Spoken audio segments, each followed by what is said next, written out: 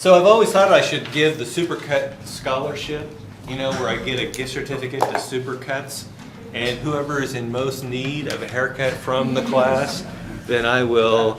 So far, I think you're winning. Okay, so. Well, you don't have it up in a man bun. I can take it off. It's like no problem. Ooh, look at that. Okay.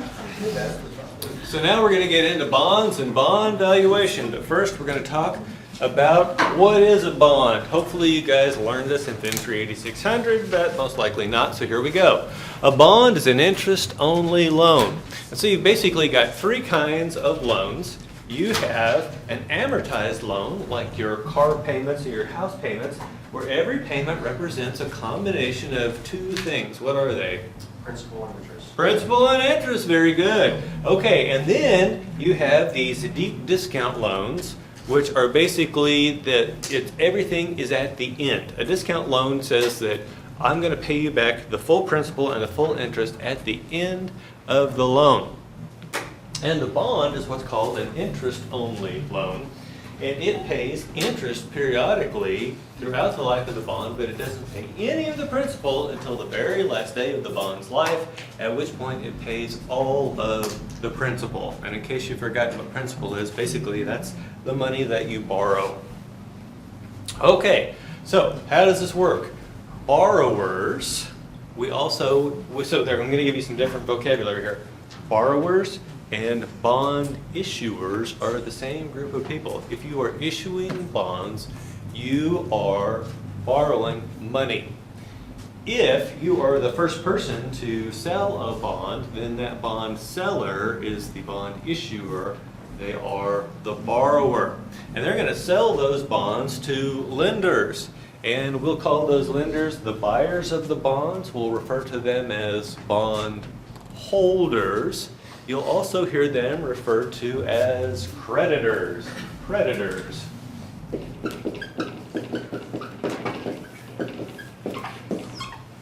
I have this idea for a device to try to get money back that we've lent to people. It's called the creditor drone. You guys heard of the predator drone? So the creditor drone follows you around and says, "Pay your bills." Yeah, that's not funny at all, is it? Okay. So we also call them creditors. Okay. So then how does this work? The borrowers pay interest periodically throughout the life of the bond. Now, we say periodically because not every bond has the same period for the interest. Sometimes it's annual, sometimes it's semi-annual, and on rare occasions you'll see others, but those are the two big ones. And then they pay all the remaining principal and interest at the end of the bond's life. So there's going to be one last coupon, and then the bond principal will all get paid back at that very last day. Any questions? Okay, so let's cover some vocabulary here. First of all, I want to talk about coupons. Has anyone here ever had experience with coupons? So, tell me about the kind of coupons you're used to. I mean, the ones I'm used to is like getting a discount on food or something. Yeah, you're getting a discount on food. And so, when I was a kid, it was the 70s, tough times. Mom would cut coupons out of the newspaper. Or the little machines in the store. Okay, they didn't have those in the 70s. Back to the story, you could take the coupons in and get something for them. You'd say you're redeeming the coupon. Okay, so apparently coupon is French for a little piece of paper cut from a bigger piece of paper. And the way it works on bonds, and I've got a picture here for you, is that we have, there's the bond itself up here at the top, and then down here are these coupons. And basically, in order to get your interest payment, what you would do is clip the coupon and take it to, in this case, the state of Texas, or the bank representing the state of Texas, or your broker, and of course they're going to charge you a fee, and get your interest on the bond. And so you had to have these coupons in order to get that.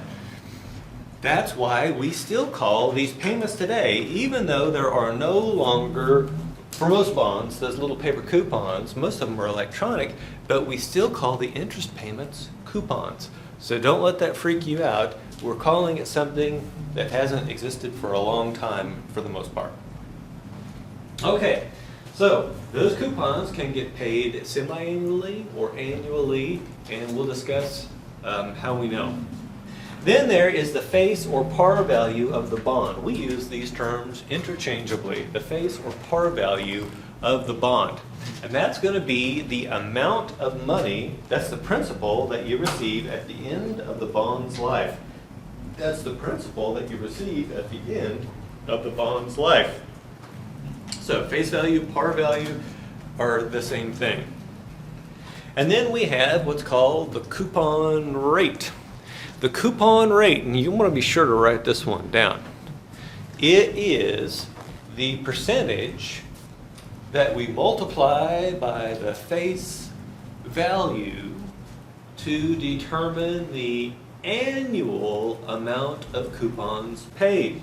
It's the percentage we multiply by the face value to determine the amount of annual coupons paid. And I want you to underline that word annual twice. I want you to underline the word annual twice. It's the percentage that we multiply by the face value to get the amount of annual coupon paid. And you're going to see why that becomes important later on. And then we have maturity. This is the amount of time until we receive that face value. It's the amount of time that until we receive the face value. So if a bond gets issued, a 30-year bond, that maturity is 30 years, you're going to have to wait 30 years to get that face value. Now, as the bond gets older, that time to maturity, of course, goes down. For every year goes by, it goes down another year. And then we have the price. And this is where people start to freak out. They get the price and the face value confused. The price is the amount that the bond is selling for in the market. The price is the amount that the bond is selling for in the market. And on occasion, on very, very rare occasions, you will see bonds selling for face or par value, and I'll explain how that happens. But for the most part, this price is going to be something different. Oh, and by the way, the default face value or par value for a bond is $1,000. The default face value or par value for a bond is $1,000. If I don't give you a face or par value, then that is what you assume. You assume it's $1,000. And then we have the yield to maturity. The yield to maturity. Two things I want you to know about the yield to maturity. Number one, it is the rate that the market is demanding right now on these bonds. So there's a required rate of return. It's based on what do you think the required rate of return is based on? It starts with an R. Oh, come on. Yeah, it's the risk. Mr. Sadai, you really do look better with the hair down. You really do. Okay. So please compliment Mr. Sadai so he'll feel confident in his new hairstyle. Okay, back to the story. Back to the story. Yield to maturity. What's that? He's going to have to get a haircut now. So. Yeah. I think it's just jealous of your hair. Hey, so you can see where mine's starting to come out. Yeah, it's trying to disappear. Enjoy it while you can, Mr. Sadai. You're absolutely right. I wish I had hair like that. Back to the story. And it's so shiny. Okay. Okay. Yield to maturity. We said that it's the required rate of return. Now, the other thing you need to know about yield to maturity is it is an APR, annual percentage rate. And hopefully you remember from your studies for exam 1 that an APR is the sub-period rate times the number of sub-periods in the year. It's the sub-period rate times the number of sub-periods in the year. Now, for an annual bond, they're going to be the same thing. This sub-period rate is the whole year, right? And there's only one period per year. But when we start doing semi-annual, we will see that the yield to maturity is actually twice the sub-period rate. And so we're going to have to make adjustments for that in our calculations. Two things up here change with actions of the market: price and yield to maturity. Price and yield to maturity. And remember, the price or value of anything is the present value of the future cash flows discounted at a rate appropriate to the risk. So each one of those coupons is a future value, the face value is a future value. When we do this, we can see that if R goes up, what happens to present value? It goes down. And so as rates climb, bond prices drop. What's going on with interest rates right now? They're going up. What do you think's happening with bond prices right now? Gotta be, they're going down. And by the way, it's so funny, in the Wall Street Journal when you read about bonds, they always have to throw this line in. Bond prices move inversely with yields to maturity. Now, for those of you that have been in this class now, you know that always has to be true, but they have to put that in there for people who haven't been educated like you, right? And so here we go. I'm going to demonstrate this visually so you can remember. As yield to maturity goes up, prices go down. As yield to maturity goes down, prices go up. Questions? Okay, now there's only one other thing up here that typically changes over the life of the bond, and that's maturity. But maturity goes down at a predictable rate, right? 1 year for every year that passes. So what's a bond worth? We just got through saying that it's the sum of the present values of the expected future cash flows, and so we need to figure out what those future cash flows are. And it turns out they are the coupons and that one face value. And we can actually look at those and think of the coupons as an annuity. An annuity is a set of identical payments that go on for a finite number of periods. So that fits coupons really well. And then there's the face value, and we can treat it like a future value because it is a single cash flow. And so all I have to do is calculate the present value of those coupons and the present value of the face value, add them together, and that gives me my bond price. Now, when we discount things to get a present value, we always have to have a required return. And that is where, I didn't write it up here, yield to maturity comes in. You see, it's the present value of its cash flows discounted at the yield to maturity. Questions? Okay. So let's do a bond pricing example here. A bond with a face value of 1,000. By the way, did I need to tell you 1,000? Yeah, we could have assumed that because unless I tell you otherwise, you are required to assume that, right? And in fact, that Texas bond I just got through showing you with the coupons, that thing's older than dirt. But it still had a face value of $1,000. So this is like a pretty standard thing.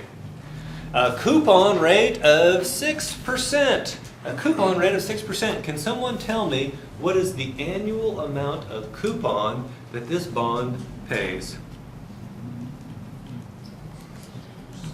What's the annual amount of coupon that this bond pays? Yeah, 60. So here's the way you can think about this. 6% divided by 100% multiplied by $1,000. What happens? The percents cancel out. These zeros cancel out. So basically, as long as the face value is 1,000, all I have to do is take the number of the coupon rate and multiply it by 10. And that's how I get this $60.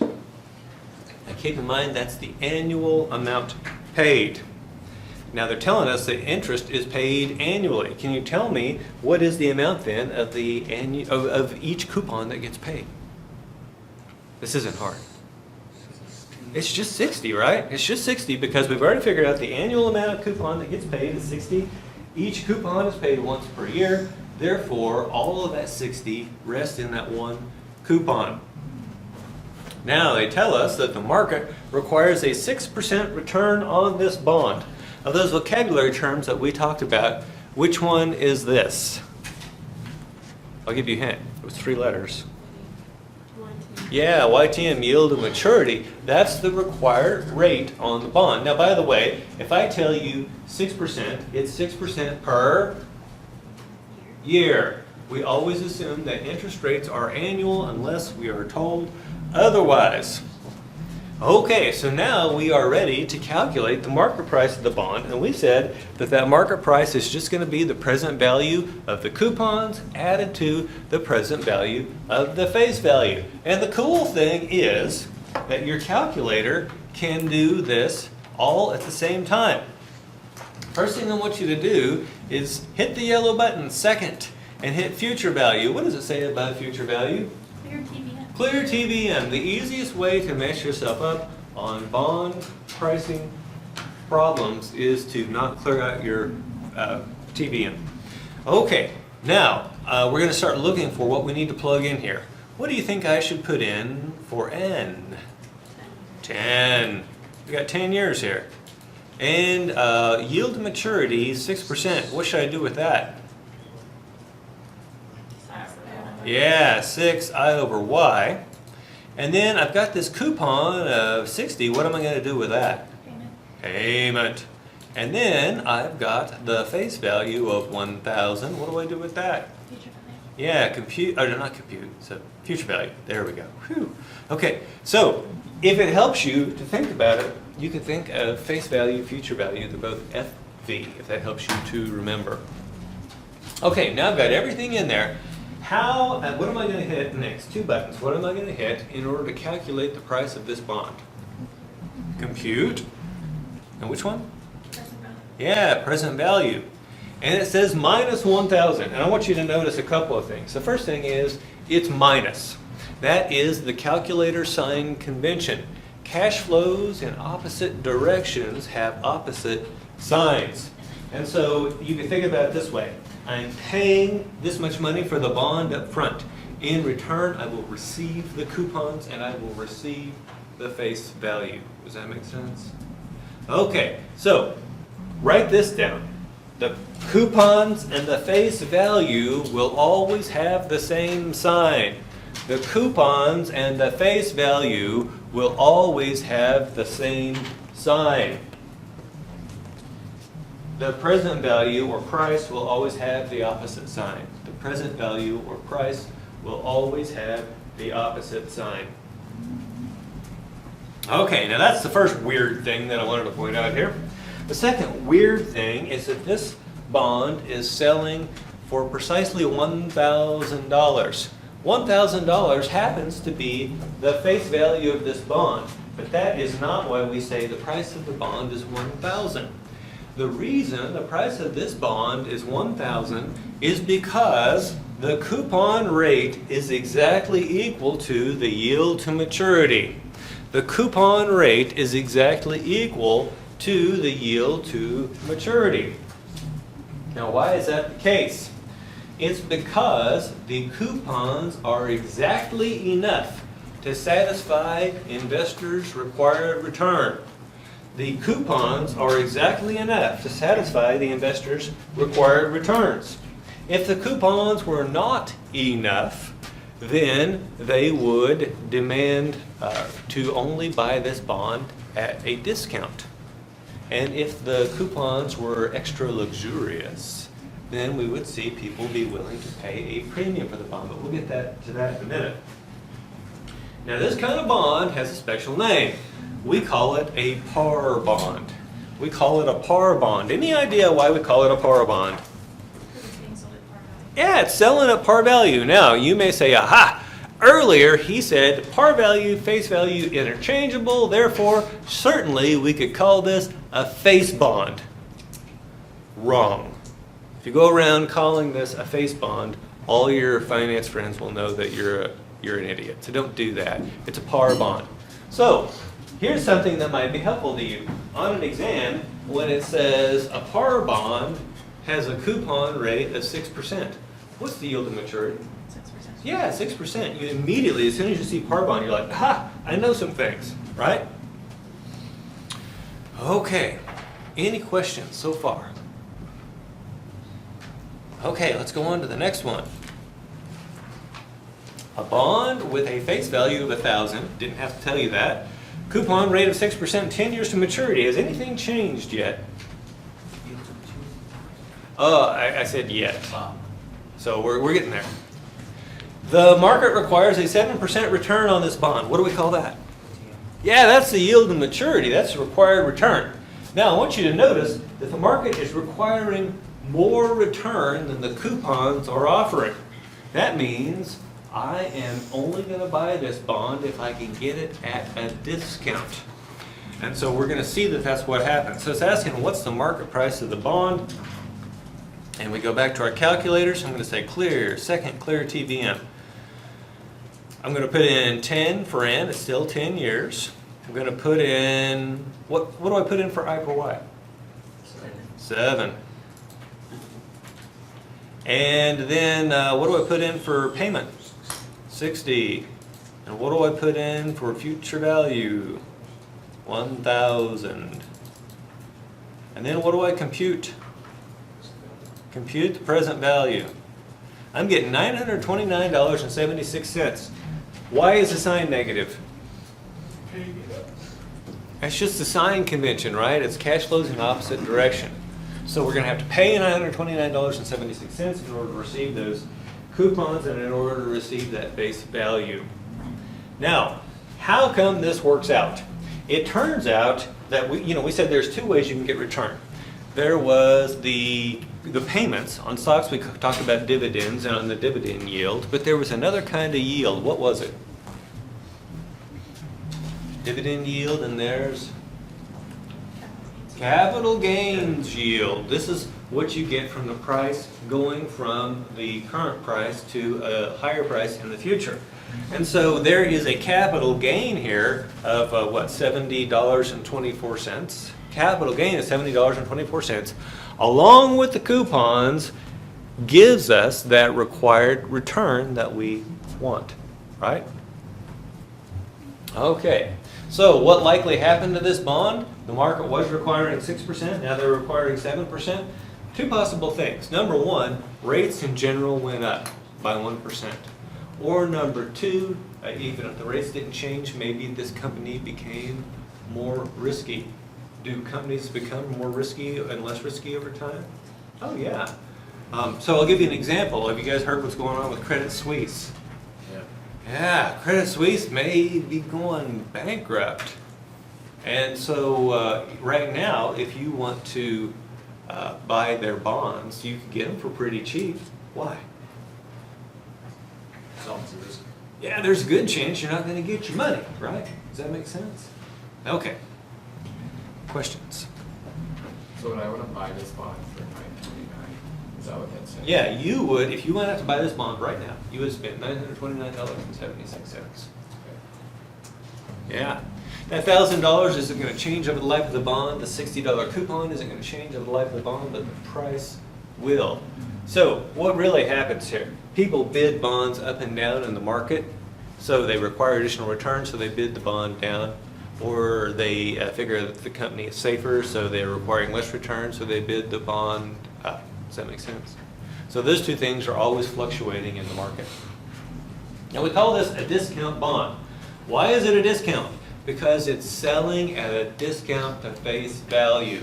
It's selling at a discount to face value. That's why we call it a discount bond.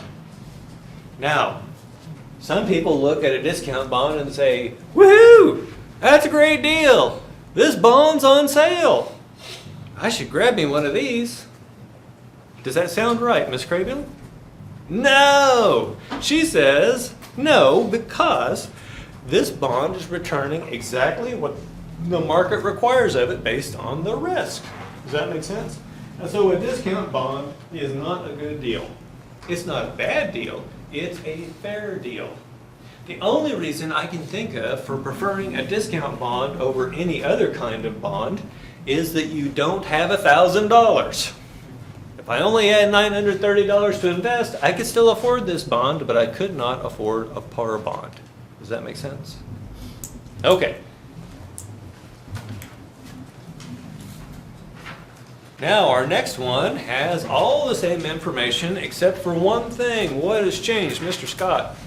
The yield to maturity. Yield to maturity has gone Yeah. down. What would cause the yield to maturity to go down?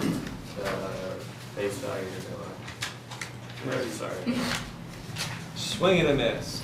Mr. Bowrichter, what would cause a yield to maturity to go down? Interest rates going down. Okay, interest rates could have gone down by 1%. What else could have happened? The bond could become less risky. Yeah, the bond could have become less risky because the borrower became less risky. Does that make sense? So let's say that Credit Suisse's problems all go away next week. What's going to happen?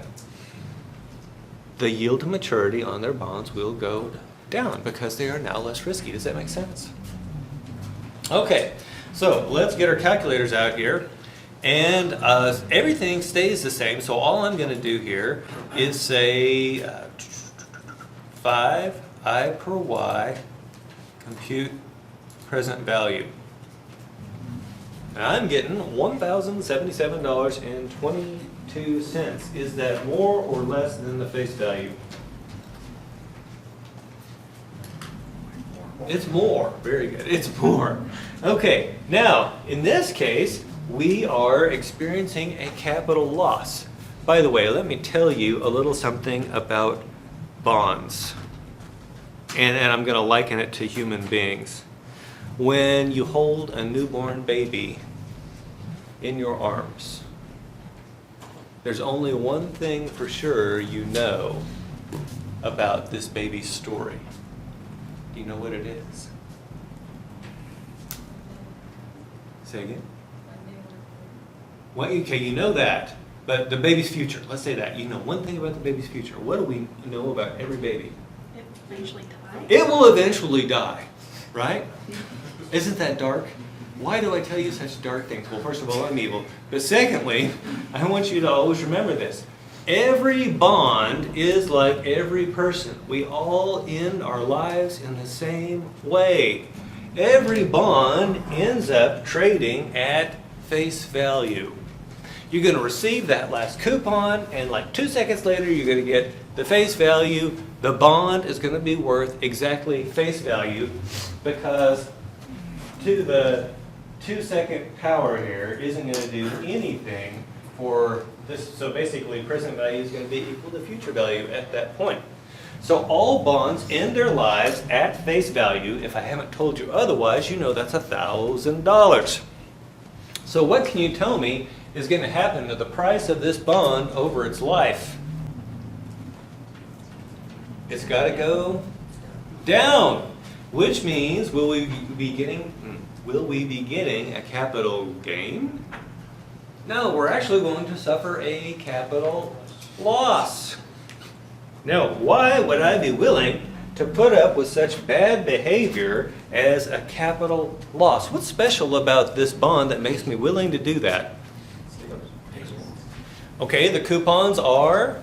Higher than what you could get for another bond in the market currently. So over the time that you get paid, that you hold that bond, will be worth more than what you get paid more out in coupons than what you'll lose in capital losses. Yeah, so you've got this big fat coupon. And that big fat coupon by itself represents a higher rate of return than is necessary for the bond. Therefore, people are willing to bid up the price of this bond to over face value. Sorry, it's allergy season. Over face value, and they are willing to put up with a capital loss because when you look at the combination of that capital loss and those coupons, it gives you exactly the return that's required based on the risk of that bond. Does that make sense? Okay, now, when you think about premium goods, you tend to think of them as being better than other goods. And so you've got a premium handbag, and you carry that around and you make sure everyone can see it. Do we look at premium bonds the same way? No, premium bonds are fairly priced. Premium bonds are fairly priced. Par bonds are fairly priced. Discount bonds are fairly priced. All these things are fairly priced. I wouldn't prefer to have one over another unless I just didn't have enough money to buy the par or the premium. Okay, any questions? Is there any advantage to buying bonds versus regular bonds? Buying what bonds? I think they're called bonds. E-bonds. So these are government bonds? U.S. government bonds? Do you know what I'm talking about? Yeah. Okay, so I think E-bonds, I'm not sure, let's look that up. E-bond. Are they like electronic bonds? Oh, I was thinking about these double E bonds. Oh, our E-bonds, the only way to buy a double E is buy them electronic form from Treasury Direct.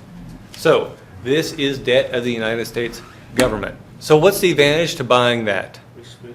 It's risk-free. But what does that tell us about the required return on these dogs? I mean, on these low. So, so let's ask who would want to invest in these? Older generation. Old people, because they want to basically protect their money. Does that make sense? About I-bonds. I-bonds? That's what I was. I-bonds is like where they match inflation. Yeah, okay. So for people in your state of life, do you have like an extra bunch of money laying around that you really need to protect from inflation? No. And in my stage of life, I'm probably not sitting on mountains of cash anyway. So I think there are probably people who would benefit from those, but like retirees for one. But think about this one, you're only allowed to buy $10,000 per person. So you can protect, say, so a household of a man and a woman, or two men, whatever, that are retired, and how much of that household cash can they protect against inflation? $20,000. What if they have kids? What if, oh, so if the kids are living with them, yeah, Okay. right? But we just said that people at that stage of their life, do they have a lot of cash laying around? Well, no, I was just saying like could a parent say I have Do they two still live kids. in your house? Yes. Yeah, if they live in your house, then you can't. But on the other hand, if you've got kids in your house, you probably don't have any money. Which is why my wife and I don't have any kids. I mean, it's reason number 472 of why we don't have kids. And you all are welcome for me not reproducing. Okay. Okay, so let's not get off into the little nuances of these different bonds. If you want to know about these different kinds of things, Dr. Philpott is your man. He is our certified financial planner program head. And he knows the ins and outs of all of these little things. He knows these tiny regulations that I will never learn. Questions? Okay. I need to check on my bonds. You had to what? You need to check on your bonds? Keep reading. Okay. So, questions before we move on? Yeah. I would assume there is no limits to how many bonds we can buy. Yeah, oh yeah. So the I bond is basically a government program, and that's why it's limited, for the same reason that my contribution to my 401k is limited, because it's a government program. So the difference between the rate that I'm getting for coupon and then the yield to maturity is giving me fairly more, in a way. Does time value of money play a role into this? Oh, of course. Remember, we're taking the present value of that annuity of coupons and the present value of the future value, or the face value. We add those together. That's all time value of money. That price is changing because of the time value of money. So let's put it this way. Yeah, sure. If you were receiving the face value today, would time value of money come into play at all? Face value today. If you were receiving the face value today, would the time value of money come into play at all? It depends on when I put in the money, right? No. If it's today, what's the? No. It's no, right? Because this t is 0, and anything with a 0 of power is 1. So we're dividing by 1. Therefore, present value equal future value. But as soon as we get away from that, then we start to see this ability to have premium and discount bonds. Absolutely has to do with time value of money. Yeah. And she said she needs to check on our bonds, and my question is, why? Because I'm 30. Because you're 30. No, that's not a good answer for Well, I any. mean, like, they were bought when I was born, so Oh, okay. Have they matured? I'm assuming. Oh, That's why I need okay. to check Well on then, hey, this is one good time to look at the bonds, right? Because you need to take that money and do something with it. My mom still has a bond from World War II that her grandfather bought for her. It was a $25 bond. I hope that thing has been accruing interest all these years. And so after she's gone, I'll take a picture of it and then cash it in.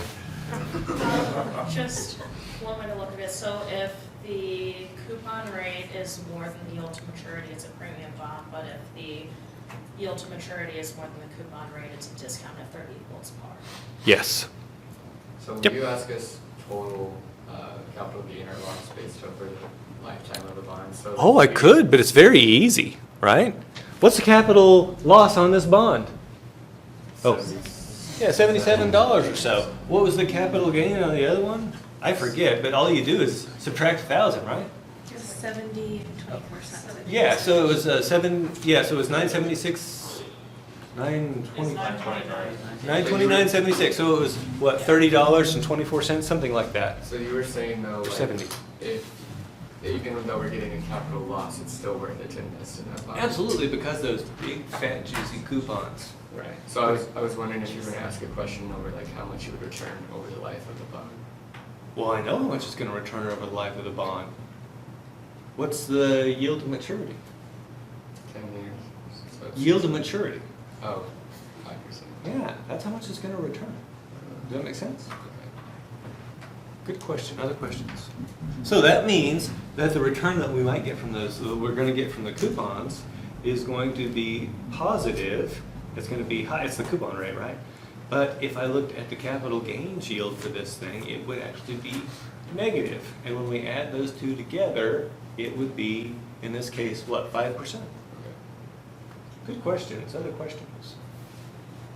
So thinking to like stocks, I heard someone once compare a specific stock to bonds because of the dividends that it produced. Okay, so here's the problem. Stocks produce dividends, but is the company required to pay dividends? No. No. Are companies required to pay coupons? Yeah, and if they don't, then they are in default, and that allows you to take control of the company, right? If the stock stops paying dividends, then you have to worry about, there's nothing you can do, right? The other thing is, what do you think fluctuates more, stock prices or bond prices? Stocks. Stock prices, we talked about that. The stockholders are at the very end of the line, right? And so they got the riskiest position, therefore their position fluctuates the most. So even if they're paying continuously the same dividend, you might have capital gain losses each and every year. If they are paying out more money than they're actually bringing in, kind of makes sense, right?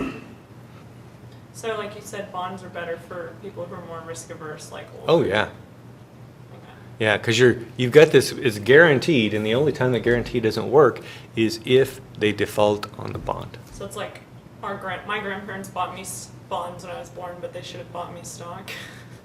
Yeah. Oh, yeah. So if you're planning to buy any child a gift for their birth, think back to our Chapter 10 discussion. What was the highest returning set of investments that we looked at? Small stocks. So here's what I would do. I would go out and I would buy, let's say you could buy one share of the S&P 600, and you give it to little Felix, because that's what all kids are named. Actually, that's my father-in-law's dog's name, Felix. And then think about by the time Felix gets old enough to do anything, it's probably going to be some sizable stuff, as opposed to bonds, which you know exactly what they're going to be worth. And by the way, the best kinds of bonds to buy for a kid, discount bonds, because you don't want the kids getting the coupons in the meantime and blowing them on comic books or dope. Does that make sense? Okay, other questions?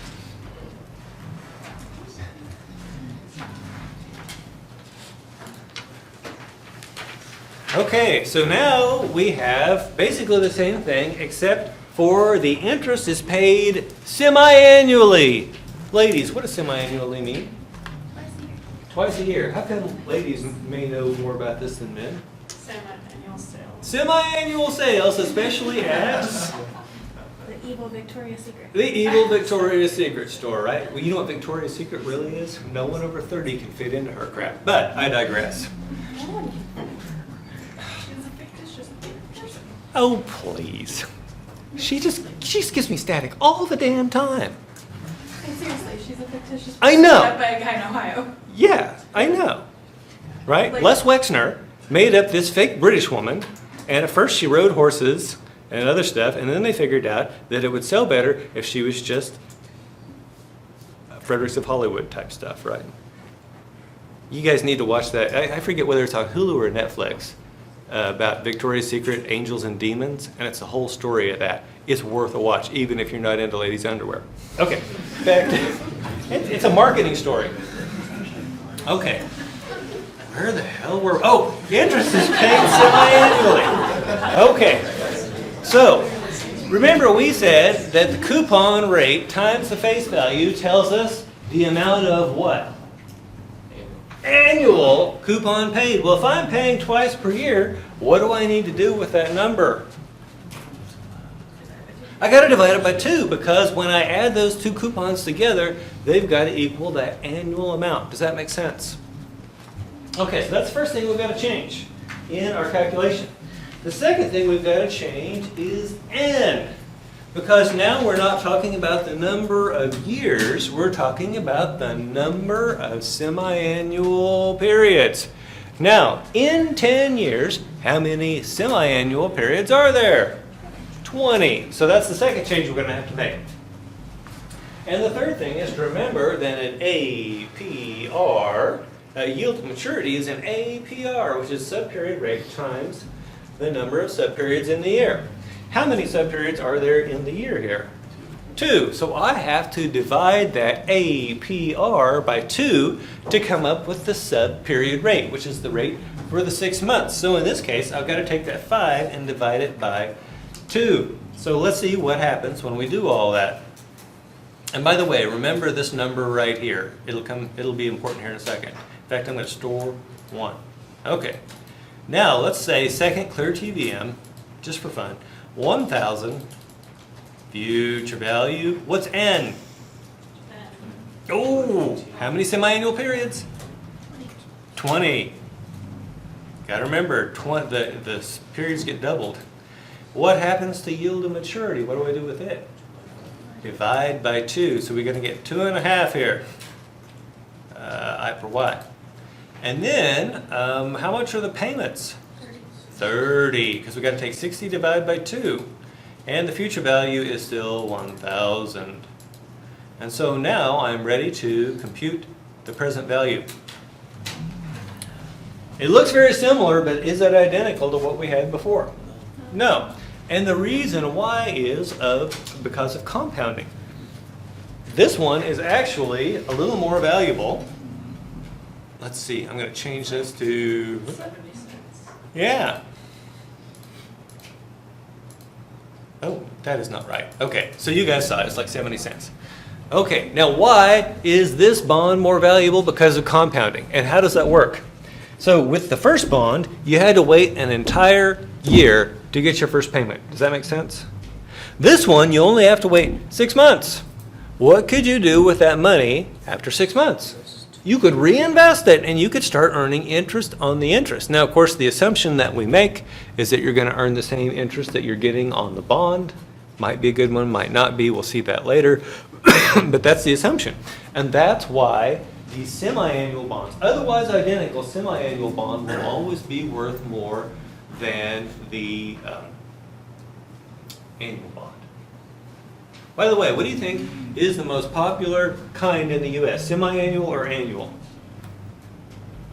It's actually semi-annual, so you're going to see a boatload of semi-annuals. So here's something to write down on your sheet. On semi-annual bonds, N is doubled and I per Y and payment are cut in half. I mean, you can figure that all out from the conversation we just had, but in the heat of battle, will you remember? Probably not. So you want to write that on your note sheet. For semi-annual bonds, N is doubled, and I per Y and payment are cut in half compared to an identical annual coupon bond.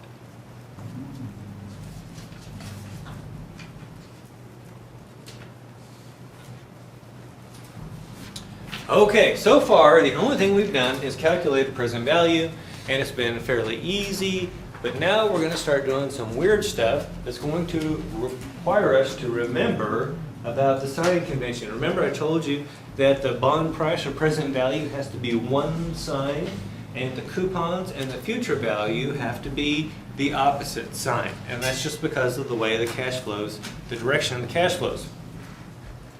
So here we have a bond with a face, by the way, I'm gonna clear TVM. We've got a bond with a face value of 1,000, coupon rate of 6%, 10 years, to maturity, interest is paid semi-annually, and then they give us the bond price. And they're gonna ask us what is the yield to maturity for this bond. Now, what is the first thing I can put in here that we always know that we could just throw right into the calculator? Yeah, the future value. Face value is 1,000, boom, right there. Now they're telling us the coupon rate is 6%, the face value is 1,000, and it's being paid semi-annually. What's the payment amount?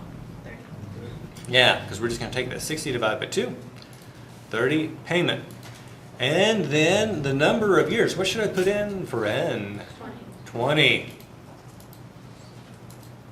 And then I'm going to put 864.1, and I'm going to hit negative. Why am I doing negative? Cash outflow. Yeah, it's cash outflow. It's a cash flow in the opposite direction of the coupons and the face value. So I'm going to do that. I'm going to hit present value. And there's only one thing left for me to compute. I'm going to compute I per Y. And I'm getting 4%. Is that the yield of maturity for this bond? No, why not? At semi-annual, what do I have to do to be able to get this thing to a YTM? You got to multiply by 2. You got to multiply by 2. So that tells me that the yield of maturity on this bond is 8. Now, here's something that you can use to check your work. This is a discount bond. We know that its coupons are less than the yield of maturity. If I get 4% and I see that the coupon rate is 6%, if that were the correct answer, this bond would be a premium bond. And so that might trip you into saying, aha, I remember I have to multiply by 2 here. Questions? Okay, now we've got a bond that is got a coupon rate of 6%, interest is paid semi-annually. By the way, I didn't tell you, what's the face value? Oh my, what are you going to do? It's 1,000, right? The bond yields 7% and is selling for $973.36. How many years until this bond matures? Get your calculator up. We're going to clear it out. We're going to say second clear TVM. What's the first thing I put in? Yeah, 1,000 face value. What do I put in for N? Oh, we don't have N. We're going to calculate it. What do I put in for yield to maturity? 3.5. We're going to take that 7 and divide by 2. Boom. What do I put in for the payment? 30. Payment. And then how do I do present value here? I know I'm going to do 973.36. What do I have to do? Negative. And then present value. And what am I going to compute? N. It says 5.999. Is that 6 years? No. No, it is 6 semi-annual periods. How many years does that give us? 3. Do you know what the most common wrong answer is? 12. Right? And do you think that would be one of the choices on the exam? Absolutely it would be. So that means you actually need to know your stuff. Questions?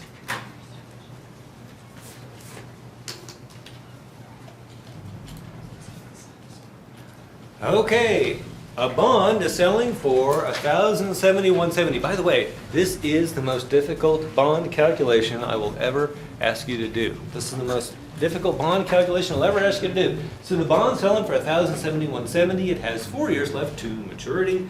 The interest is paid semi-annually. The bond yields 5%. What's the bond's coupon rate? Can anyone tell me whether the coupon rate is going to be less than or more than 5%? It's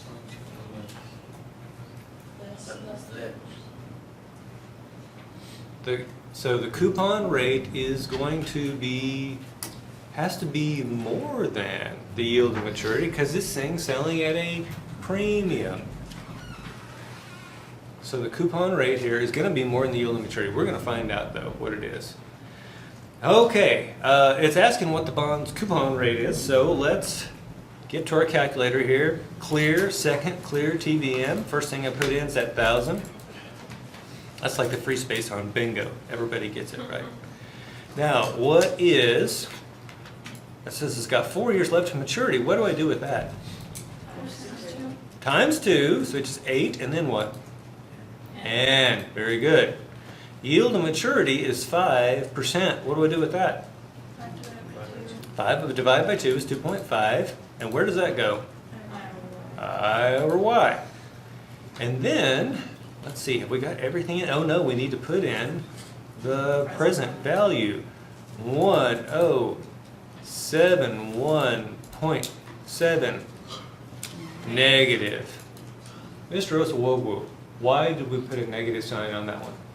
Because of the present value. Yeah, it's the cash flow in the opposite direction, right? Okay, very good. And so now what I'm going to compute is, by the way, which one of these things is impacted by the coupon rate? Is it the face value? payment. Yeah, it's going to be payment. And so what I'm going to do is I'm going to compute the payment. And I see that it's $35. Now we know that basically you take the coupon rate multiplied by 10 to get the annual coupon. And so is this saying 3.5%? No, why not? You have to multiply by 2 because it's semi-annual. And so we're going to multiply this payment by 2, gives us 70. Can anyone tell me what the coupon rate is? All you got to do is divide by 10, right? That gives you your coupon rate. Coupon rate is 7%. Is 7% higher than 5%? Yes. And so that explains why this is a premium bond. Questions? Now, pricing zero coupon bonds. This is a freaky thing. And I didn't know this until I was like second year professor. That when we price zero coupon bonds, unless we're told otherwise, we price them as semi-annual bonds. And so payment is going to be zero regardless. But what's going on in the meantime? Well, we have that compounding effect. And so we're going to price these things as semi-annual. Now, does it make any logical sense to someone just learning about bonds? No. Why do we do it that way? I have a good guess. Bond traders are used to pricing semi-annual bonds.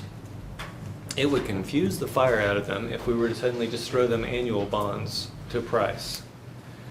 By the way, do you think bond traders have a PhD in finance? No. Do you think they have an MBA? No. Most likely not. Do you think they have a college degree? Most likely not. Most of the way that bond traders come up is through the ranks, and they may start in the mailroom and whatnot. In other words, these people are people who have a very narrow band of knowledge. They're very knowledgeable about that one thing, right? But that one thing is semi-annual coupon bonds. And so that's why I think why we do this. I can't think of any other reason that makes any sense for us to do that. Questions?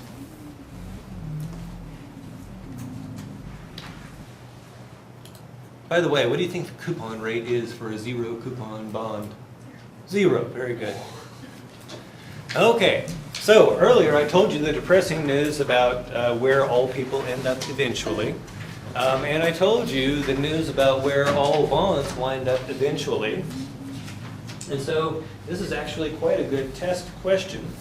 And that is, what must we expect over the life of a bond? If we buy a discount bond, we expect a capital gain.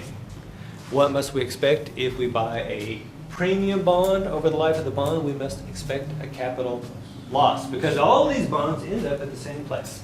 Now I will say this, my little picture here is very pretty because I assume that yield to maturity stayed the same throughout the life of these bonds. But let me show you what happens if it doesn't. They're all going to wind up at exactly the same place. It's just going to be a bumpier ride to get there. That's all that's going to happen.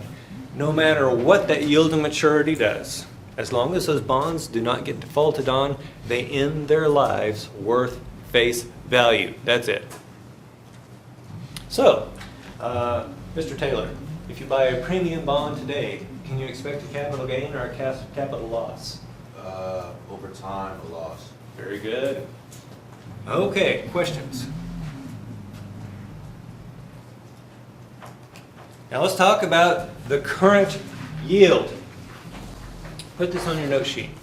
The current yield is the annual coupon divided by the bond price. The current yield is the annual coupon divided by the bond price. It is not the same as yield to maturity. You might think, oh, they're just meaning the yield to maturity at present. No. Current yield means something different. If I said current yield to maturity, it would mean the yield to maturity at present. So, what is this? This is a very quick and dirty back of the envelope kind of calculation.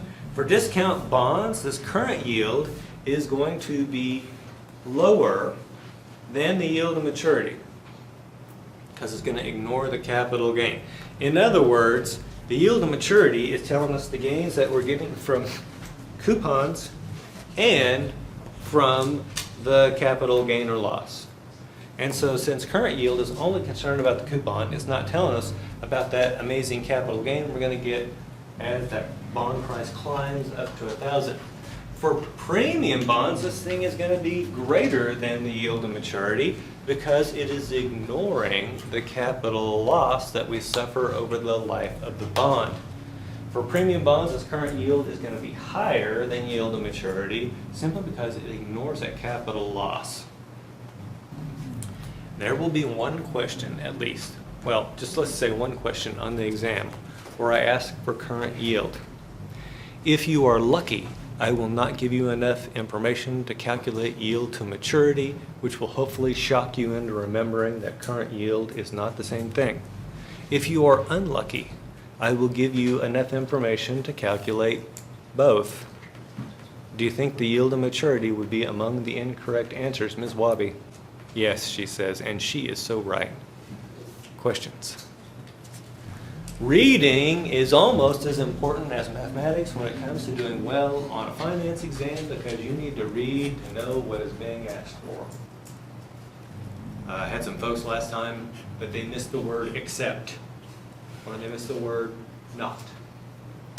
And it led to the wrong outcome. Okay, now let's talk about interest rate risk. We talked about this a little bit in Chapter 10. It's the risk that changing interest rates will change bond values. Remember, each one of those coupons and that face value, they're all really future cash flows out there. And so as this required rate of return changes, as interest rates change, so does that required rate of return, and so does the price of the bond. If interest rates go up, bond values go down. Interest rates go down, bond values go up. Now I'm going to teach you a fancy Latin phrase here, Ceteris Paribus. Ceteris Paribus is just fancy talk for all else equal. All else equal. That's what Ceteris Paribus means.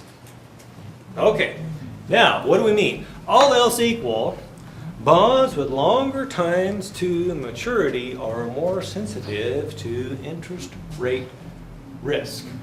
What do we mean? If we've got two bonds that are otherwise identical except for their time to maturity, that one that has the longer time to maturity is going to be more sensitive. And here's why. Take a look at this interest rate here, or this required return, which is being driven by interest rates. If this thing changes by a small amount, and we're doing it on a bond that matures in 1/2 of a year, it's not going to make that much of a difference. But if it changes in that same amount on a 30-year bond, it's going to make a lot more difference because it's to the 30th power. Does that make sense? So that's why longer time to maturity are more sensitive to the changes. And then we also say bonds with smaller coupons are more sensitive to the changes. Keep in mind that the price of a bond is a combination of the present value of those coupons and the present value of the face value. If you don't have any coupons at all the value of that bond is in that last payment that is sitting out there at, say, 30 years. That's extraordinarily risky from an interest rate perspective. But what if you had glorious fat coupons early on? You'd be getting a nice chunk of money after 6 months. It's only hanging out there 6 months. And so this T would be 0.5. And then your next chunk would be at 1 year. And it would be to the first power. And so you'd be getting more of the value of the bond earlier in the bond's life. Therefore, that present value isn't going to be as impacted by changes in interest rates. The bond with the absolute most interest rate risk would be a 0 coupon bond with a really long time to maturity.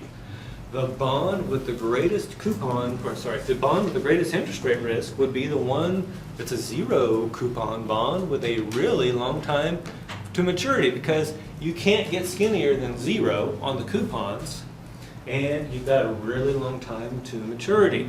So if you want to write that on your note sheet, that's probably smart. The absolute worst, most interest rate risk you'd have is from long-term 0 coupon bond. Questions? Now let's take a look at two otherwise identical bonds. One of them is a 30-year bond, the other one is a 1-year bond. And they are both selling for $1,000. And by the way, that bottom shouldn't say interest rate, it should say yield to maturity. It should say yield to maturity. Now, how do I know what the coupon rate is for this bond? What do bonds sell for when the coupon rate is identical to the yield to maturity? They sell for par value. If this thing's selling at par value when yield to maturity is 10%, what must the coupon rate be? Yeah, it's got to be. Now, down below they say 10% coupon bond, but we don't have to know that because we can figure it out for ourselves. Okay, now, my friend and I buy these bonds. I buy the 1-year bond, and my friend buys the 30-year bond. And the yield to maturity drops from 10 years to 5 years, 10% to 5%. What happens to the price of both bonds? They both go up. Remember, when yield to maturity falls, bond prices go up. And so I'm looking at my bond, and I'm like, wow, that's nice. My bond just went up by 4.762%. I'm feeling pretty good. Until my friend calls. And my friend's like, hey, did you see what happened to interest rates today? I'm like, yeah. He says, how's your bond doing? I said, yeah, I'm up 4.76%. To which my friend says, schmuck. I'm like, what do you mean? He says, I'm up 76.862%. Why is his bond up so much more than mine? Time. Yeah, it's the time to maturity. Remember that the greater the time to maturity, the greater the interest rate risk. Well, folks, this risk goes both ways. There's the bad risk when interest rates go up, but then there's the fun, happy time, candy, good risk when interest rates go down. And so he's really enjoying things. Gives me a hard time. Reminds me every time I see him. And then interest rates start to go up. Eventually, our yield to maturity is at 20%. And I'm feeling a little down because I am down, what, 83.33% or 8.33%? And so I call my friend because I need a shoulder to cry on, and I'm like, hey, dude, my bond's down 8.33%. And then my friend breaks into tears, right? And says, mine's down almost 50%. Why is his down so much more than mine? The same reason it was up so much more than mine. That long-term bond has a greater sensitivity to interest rate risk. So one time I was invited to talk to the 12 or 24, I forget, best clients of a trust company here in town. By the way, what's a trust company? Do poor people put money in trust companies? No, rich people do. And so the 24 best clients were the 24 richest. And so I walk into this old room, and these are all old Springfield type folks, bunch of old white dudes. They're sitting around the table. And I asked this question. I say, how many of you have recently bought a 30-year U.S. Treasury bond? Almost everybody's hand goes up. I said, okay, how many of you think that is a safe investment? Everybody's hand goes up. I said, okay, I just looked it up. The last time they sold Treasury bonds, 30-year, the coupon rate was 3.875%. Does that sound right to you? And they were like, yeah, that's about right. Okay, then I told them there's only one thing we know with certainty in finance, and that is that interest rates are mean reverting. What does mean reverting mean? Over time they go back to, the average, right? Over time they go back to the average. And I said, okay, let's look at the average interest rate for 30-year U.S. Treasury bonds over all time. And it turned out it was like 7%. I said, let's look at what would happen if interest rates rose, if that yield to maturity rose to 7%. And I showed them a slide, and the slide showed like a 47% drop in the value of the bonds. And there were a few people around the table that I thought were going to have heart attacks because I just tore back the curtains on this whole Treasury bonds are safe thing. Do you think they ever asked me back to talk to their 24 most valuable clients? Absolutely not. Questions? So keep in mind, it's not just you guys that I'm cruel to. It's also old men. So let's use an example here of a real situation. General Motors, back in 1995, issued a 100-year bond. Now, I can only think of two reasons to issue a 100-year bond. If you think interest rates are getting ready to go up, or if you realize that your company is sick and people are going to figure it out and start requiring more to loan you money. So you want to lock in that nice low yield or that nice low interest rate for the life of this bond, which is 100 years. By the way, everyone that came up with this whole let's issue a 100-year bond, they're going to be dead by the time this thing matures, right? So they don't have to worry about, when the time comes, the company might not even be there. So back to the story. It has a coupon rate of 7%, and it priced on December 31st, 1995 as $1,000. Can anyone tell me what the yield to maturity for that bond was on December 31st, 1995? 7%. How'd you know? Yeah, it's selling at a par value, right? Okay. Now, interest rates start to go up, and I remember this because about this time I was getting a mortgage for our first house.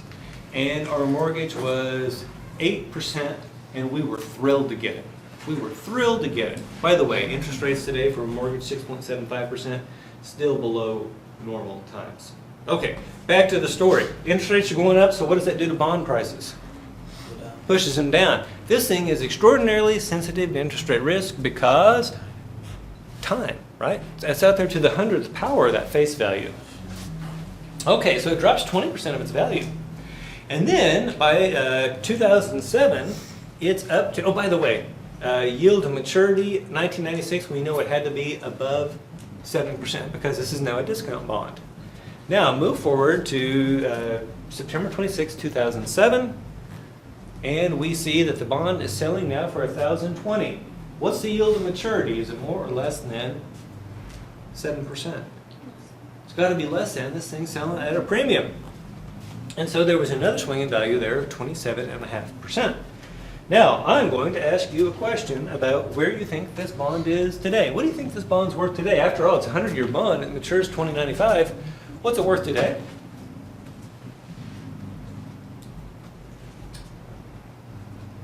Just take a guess.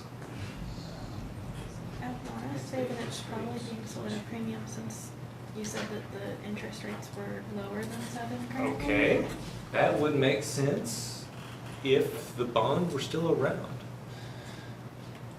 What happened to General Motors? They went bankrupt. What do you think happened to the people who owned this bond?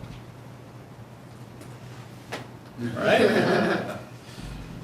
These bonds are worthless. Questions? Right, so as a bondholder, if you believe interest rates are going to increase, you should buy a bond at a lower yield. Yeah, so if you think interest rates are going up, wait to buy your bond. Does that make sense? If you think they're going down, jump in right now. Here's the problem. Does anybody for sure know what's going to happen? No. Jerome Powell, do you know who that is? The head of the Federal Reserve, right? He probably has an idea, but I can tell you this, central banks, what they want to do and what they manage to accomplish are not always exactly the same thing. And so sometimes they're going to push the accelerator, the car will slow down. Sometimes they hit the brakes and they're like, ah, right? Because it still keeps speeding up. So Jerome Powell probably has a better guess than the rest of us, but not really. The only thing, like I said, so back when interest rates were so low, I'm like, don't buy bonds because interest rates are going to go mean reverting, right? They're going to go higher. You're going to lose money. And what happened? Interest rates went even lower and made me look like a total idiot, right? I had the math right. I didn't have the timing right. Am I right now? Absolutely, right? Eventually, interest rates did go back up. Of course, it took me 10 years to become right. Questions? Okay, let's see. Yeah, so we've only got one slide left to go, and it has nothing to do with calculations, so go ahead and do your homework.